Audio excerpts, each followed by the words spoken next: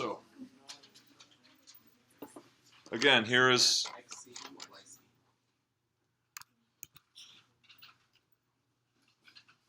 this was all what we did on Tuesday.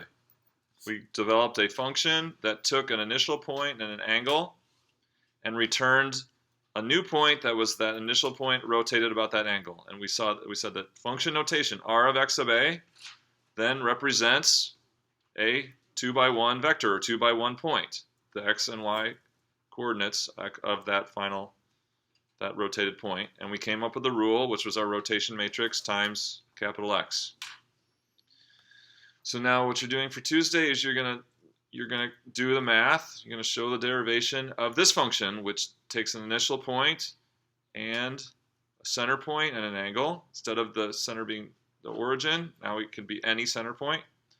And again, this function notation, what this function returns, is the final version of the point after it's been rotated about C through an angle of A.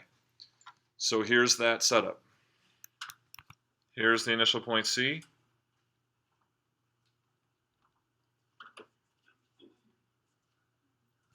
Or the center point C, the initial point X rotated about A around C gives a final point capital R.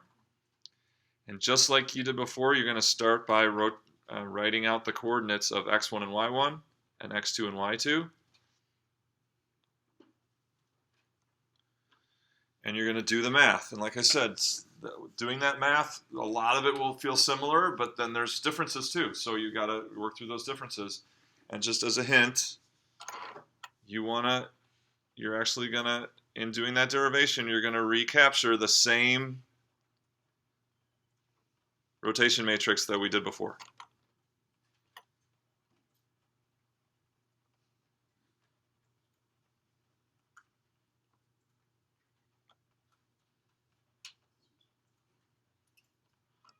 Okay, and then once you have this function, once you have derived that function, then I want you to create a little GC file. And what will it have? It'll have, say, angle equals slider. The same thing we did as before on Tuesday. Angle equals slider. So you can slide the angle. And then capital X equals a point for initial point. Capital C equals your center of rotation. And then you're going to have the definition of your function that you derived. And then if you want to show the point, what do? So you're going to define that function r comma x comma c comma a. And then if you want to show that point, what will you do? Okay. And so, but what will you got? Yeah. Just display x and c. So just on the line, just put x and then another line and c. No, I want to show the resulting point. I want to show the resulting point. R of x, c, a. Yeah, right. So in one line, you're going to define this function with the rule, and then if you want to actually then display or show the output, then you're going to use function notation, right? So then you're going to have the function notation with a particular x. So what did we do for that? We did p. So yeah, so when we defined it, we did what? Capital P.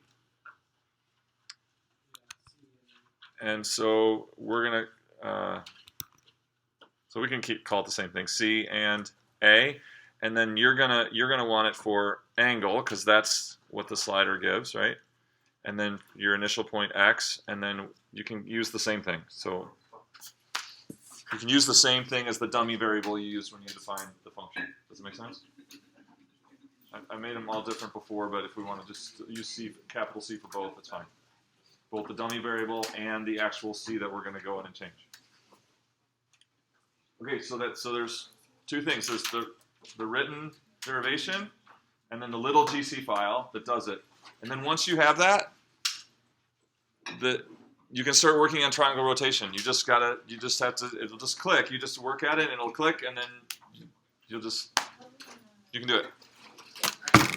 Well, we can talk. You don't have to start that until Tuesday if you don't want. You can.